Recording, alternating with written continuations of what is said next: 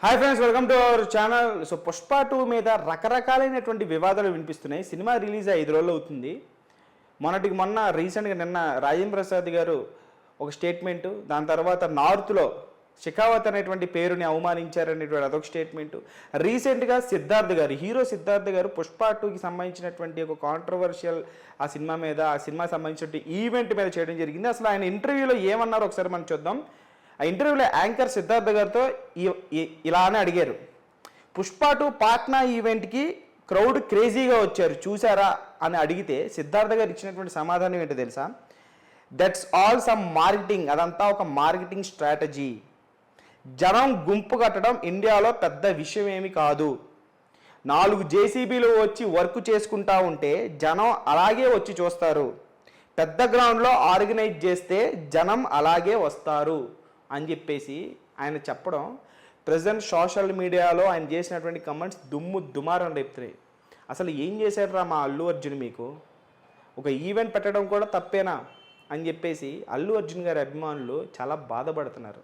ఎందుకు అట్లా కమెంట్ చేస్తున్నారని చెప్పి సోషల్ మీడియాలో చాలా బాధకు గురవుతున్నారు.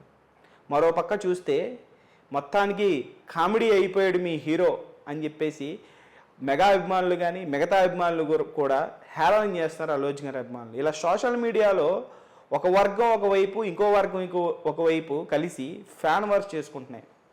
పుష్ప 2కి సంబంధించినటువంటి కలెక్షన్ విషయంలో కూడా ఇది ఫేకా, ఇది ఒరిజినలా అని చెప్పేసి రకరకాలైనటువంటి ఫ్యాన్ వార్స్.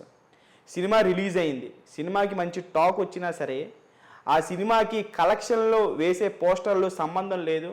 తెలుగులో అసలు బుకింగ్సే లేవు. నార్త్లో ఒకటే ఆడుతుంది. నార్త్లో కలెక్షన్స్ వస్తే సరిపోద్దా, సౌత్ మొత్తం రావాలి కదా అని చెప్పి ఇలా రకరకాలుగా ఫ్యాన్ వార్స్ అనేవి మనం చూస్తున్నాం సోషల్ మీడియాలో.